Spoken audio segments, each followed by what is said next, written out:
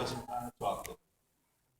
And they were asking me questions about friends of mine, and I said, I'm not going to answer any of your questions. So they gave me 6 months. That is, we live in a country in which you can't say no. They will punish you if you say no to them. The case was the Harlem riots of 1964. And the city of New York wanted to pin the source of the riots on community organizers who were organizing in Harlem at the time. So they rounded up a bunch of community organizers from around New York and said, okay, we're going to do a fishing expedition. We'll see if we can find somebody who will give us time as testimony and, you know, like evidence against these guys that we want, and then we'll use that. We all knew that we weren't going to go square one on that. And we also knew that they had a stool pigeon. If we said the truth, that would clear these guys, because we knew that the cops had started the riots. They would pull the stool pigeon out, and he would contradict our testimony, and that would be perjury. We'd get a felony for that. So the best thing to do was to just keep our mouth shut and tell this grand jury, go shove it, which is basically what we did. But the one thing that's at the core of this is not only were the Harlem riots and the community organizing that people were doing, I should call it the Harlem Rebellion, because that's what it was a rebellion. Community organizing that people were doing, and this was part of the mix in New York City, out of which the New York chapter of the Black Panther Party emerged. But our stance against government repression like this is all of a politics of trying to create, to win, to establish democracy in this country.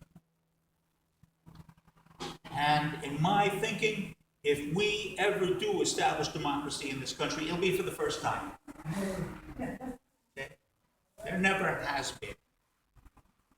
You can't have democracy in a slave state. You can't have democracy in a segregated state. You can't have democracy in a system that's run on the basis of representationism, where you elect somebody and then they go do politics for you. Okay? You're giving up your franchise, you're giving up your autonomy, you're giving up your sovereignty in a system like that at the get-go. You know? When they start running as candidates for election, and you start looking at them and say, which one should I elect? You're already giving up your sovereignty, giving up your position. And then you vote. They go and they talk politics. That's the opposite of democracy. Democracy would be where we get together in our neighborhoods, in our communities, in local assemblies, and we talk politics. We talk politics among each other. We get the different political positions that we have as a community, and there are many of them. There's a whole spectrum in every community of political positions. Get those differences, and we get them talking. Figure out, okay, where's the common field?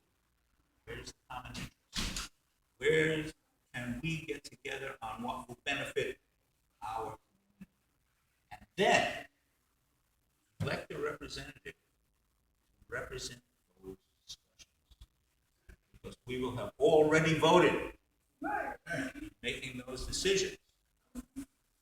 Then vote for a representative. And we can watch him. Because if he doesn't represent what we had already decided, call him back. That's no big thing, you know.